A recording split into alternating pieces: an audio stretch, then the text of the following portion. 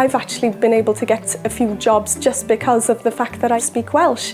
I've been teaching some children to sing just because they needed somebody to teach songs through the medium of Welsh. And I think it's another tool to your box these days, you know, when jobs are just so hard to come by anyway. I think every little helps.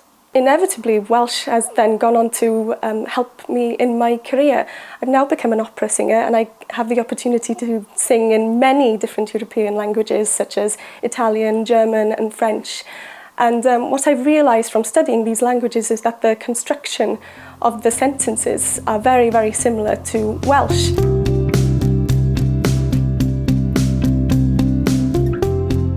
I've gained many opportunities through speaking Welsh, I feel. My job with Wales YFC is very important that you can speak Welsh and you've got to be able to speak to loads of counties across Wales. So without the Welsh language, I don't think that I'd have the job that I do have now.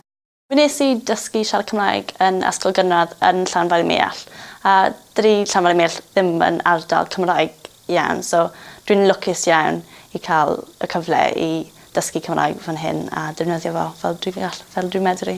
Also, when I was in high school, I had the opportunity of going to Patagonia in South America, and we went to see loads of Welsh areas down there, so it was very interesting to see the Welsh language being used in a completely different country.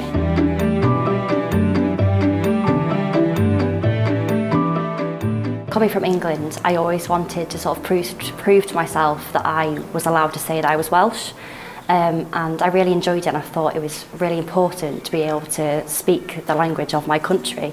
I think it's really beneficial for my career because I want to work in the NHS, and it's really important on a sort of a patient basis. If you're a first language patient, when in hospital you're really stressed, you're nervous, and to be able to speak to someone in your first language, it can really put you at ease. So I think it's really important for the career I want to do.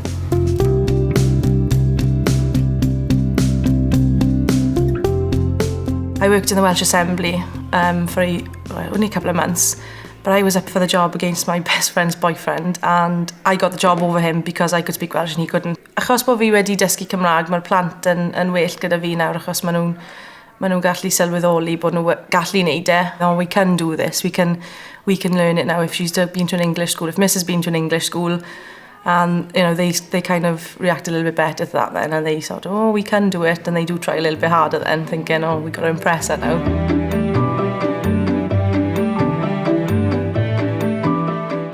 Nes I gael yng ngeni yn Hong Kong a tra o'n i'n tyfu fyny'n blentyn, o'n i'n siarad Cantonese efo dad a mam yn siarad Cymraeg efo fi. Ers symud I Gymru a ers dod i'r brifysgol, dwi hefyd wedi bod yn aelod o IMCA ar Geltaidd, y Cymdeithas y Cymraeg yn Aberystwyth, a mae hwnna'n cynnig digon o gyfleoedd I gymdeithasu'n y Gymraeg. Dwi eisiau wedi wneud eitha dipyn o brofadau gwaith meysydd fatha yr wasg a PR, a dwi wedi sylwi fod y gallu siarad Cymraeg a Saesneg yn rhugl yn fantais mawr.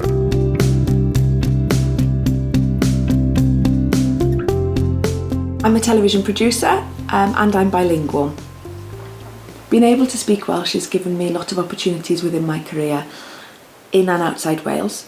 Whilst working outside Wales, I think employers enjoyed the fact that I was bilingual and I offered a different viewpoint to looking at stories from Britain and gave me a greater depth of empathy to the other minority languages within Britain and speaking to contributors who might be speaking in their second language, as I was speaking in my second language, speaking English to them.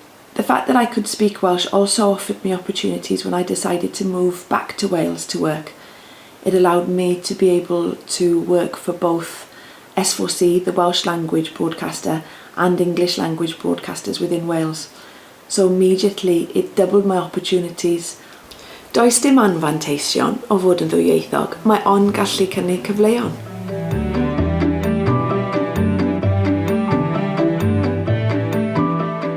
I'm originally from London and I come from a mixed race Afro-Caribbean background, so absolutely nothing to do with Wales.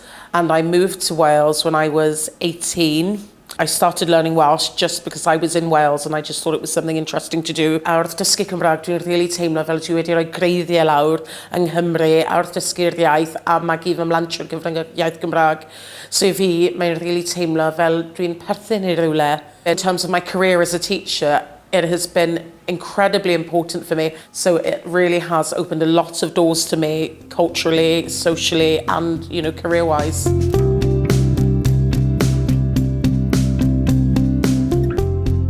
Because I live in Wales, I think I should be able to speak the language. I like to text with my friends because they speak it as well.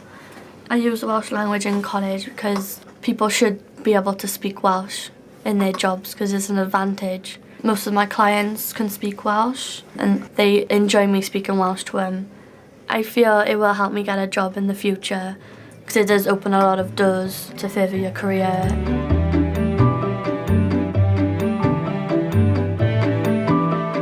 I'm first language Welsh speaker. I went to Ysgol Gymraeg, primary school, and then I went to Penweddig Secondary School in Aberystwyth. It was actually asked for us to be able to speak Welsh when I applied for the job.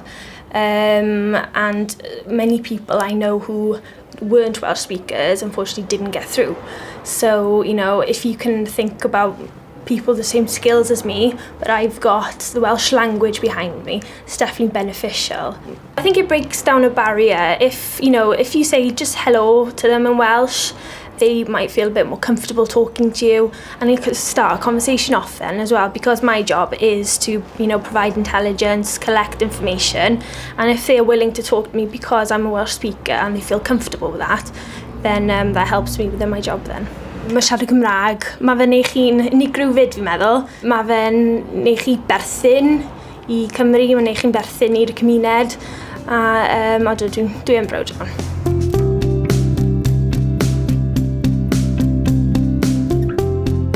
I'm a veterinary surgeon working in Aberystwyth, and I learned to speak Welsh when I was in Llandailo, in my first job, when I first came to Wales after graduating from college. I went to night classes. Twice a week I did the Ulpan course. I did go to Nant Gwrtheyrn one summer, I spent a week there.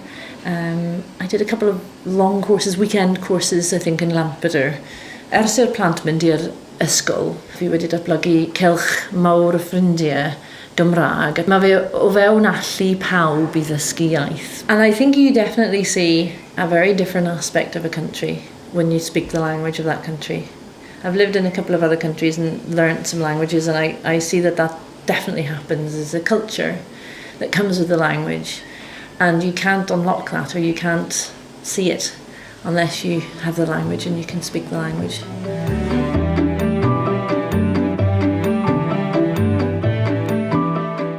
My husband doesn't speak Welsh and we're trying to raise our son bilingually. So I try and encourage my husband to do it, which has comical effects sometimes.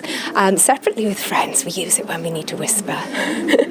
I think in relation to work, it's definitely improved my job prospects completely. I teach Welsh within an English medium speaking nursery in Cardiff. I also deliver qualifications with a Welsh flavour for a local college and a bilingual university, and I wouldn't have been able to undertake any of those 3 jobs if I couldn't speak Welsh. It gives you better job prospects, and I think it gives you a sense of belonging.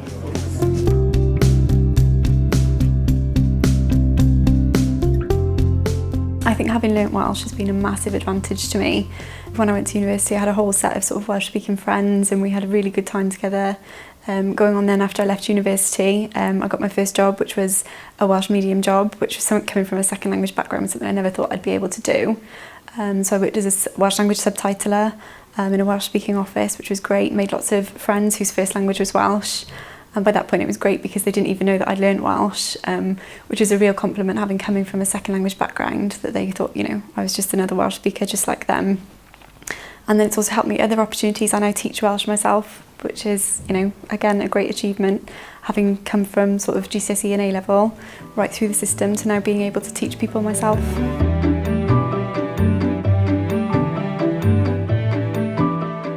If youngsters want to go into the health profession, I personally do think that it is very important to be able to speak Welsh. We did have an instance 2 years ago when there was a woman who requested Welsh-speaking midwives, And at the time there was nobody in the team that could speak Welsh, so it was up then that we had to bring people in from different teams to make her feel comfortable, because during the time of labour some women get more relaxed and feel much more comfortable when they can speak in their first language to people. Yn aml, ni'n cael pobl yn gofyn a os rhywun sy'n siarad Cymraeg o fewn y tîm, a gan bod e'n hala nhw dimlo lot fwy cyfforddus, gan bod pobl yn goffo gweud pethau personol i ni, mae'n neisach, maen nhw'n teimlo mwy cyfforddus yn neud yn iaith cyntaf.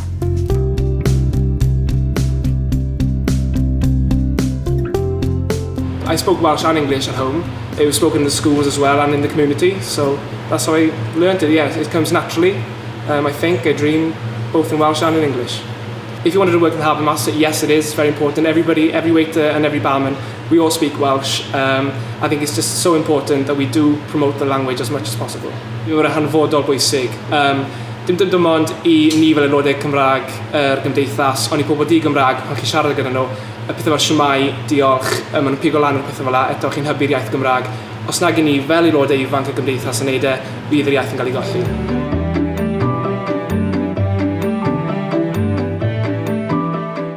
I learned to speak Welsh because my father's Welsh, and primary school learned Welsh throughout and secondary school the same. Because I live in such a Welsh community, it's always beneficial to speak Welsh. Everybody around here speaks Welsh, and obviously some of my friends, they're also Welsh speaking, so I can speak to them in Welsh. Wel, mae'n bwysig achos mae lot cwsmeriad. Maen nhw'n siarad Cymraeg, so maen nhw'n licio siarad gyda ni yn Gymraeg wedyn.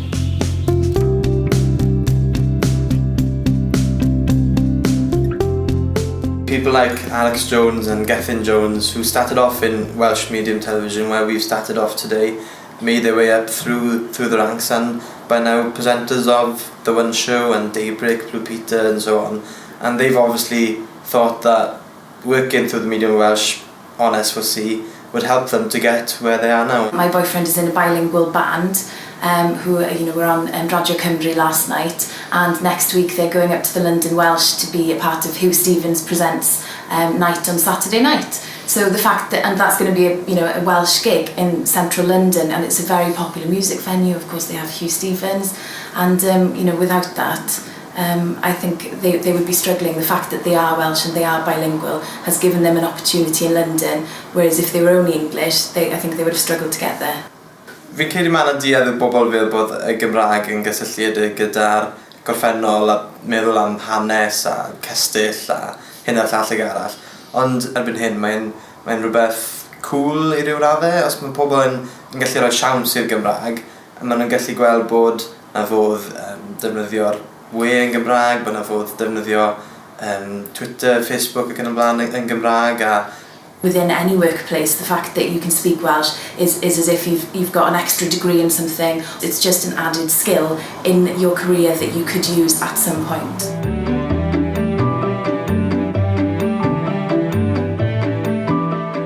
Welsh does help a lot, especially in Carmarthen. I have a lot of work off the Welsh people and the word of mouth. Oh, I know a plumber, he's Welsh. Mae fe'n fantes, yn wedi pan nes I ddechrau off lot yn waith yn y bobl Cymraeg, a mae fwrdd y ddwyieithog yn cael rhyw busnes I fynd.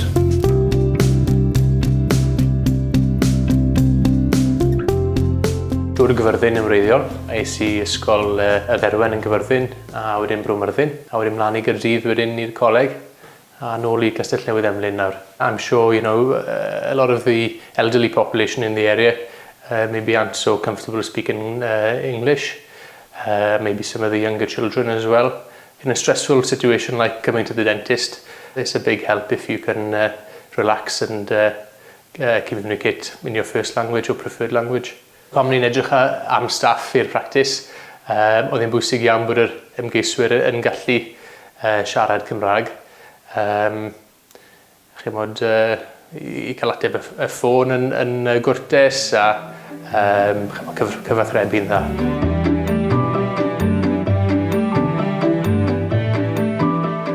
Fi'n dod o Gaerdydd yn wreiddiol, es I ysgol Saesneg. Pellach fi'n byw yn Gorllewin Cymru ger Llambed, mewn pentre bach o'r enw Pencarreg. O'n I ddim yn really mwynhau y ffordd oedd y Cymraeg yn cael ei dysgu yn yr ysgol. I weid y gwir, i fod yn cwbl onest, o'n i ddim yn gweld pwynt iddo fe ar y pryd. Es i cwrdd â lleici sydd ymraeg nawr, a dyna reswm moyn y lai. O'n i wedi bod yn gweithio mewn ysgolion Cymraeg gyda job ar y pryd, a o'n i'n clywed mwy a mwy wedyn. So o'n i'n dechrau gweld fel rhywbeth o'n i'n meddwl oedd yn werth wneud. There's a big Welsh-speaking community now in the city. There's more Welsh speakers in Cardiff than anywhere else. So, you know, there's a lot of things happening through the medium of Welsh. So I think it's becoming more and more normal, if you like. I wouldn't have had the job I'm in now if I couldn't speak Welsh.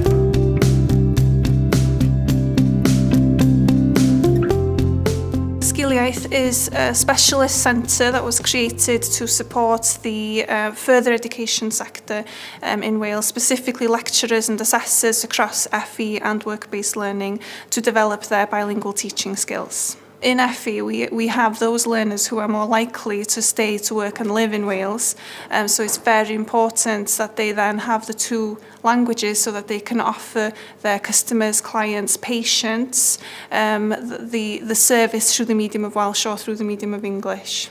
I would advise every lecturer across the FE sector to take advantage of the opportunity to come on one of Llais courses because they are free of charge, no cost to the college, and it's a fantastic opportunity to develop your own skills as well.